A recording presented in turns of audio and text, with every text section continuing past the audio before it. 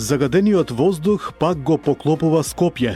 Веќе неколку дена главниот град е меѓу најзагадените во светот, покажуваат официјалните мерења. Утринската магла уште повеќе ја комплицира ситуацијата. Скопјани се молат да дувне ветерот и да го подзачисти отровниот воздух.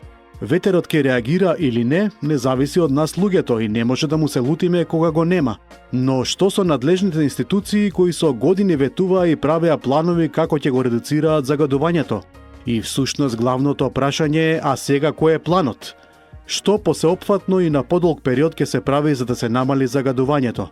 Се ветуваше гасификација на Скопје, редовно и потемелно чистење на улиците, зголемување на зеленилото и најважното, воспоставување на 24-часовен мониторинг систем врз потенцијалните места каде се загадува воздухот.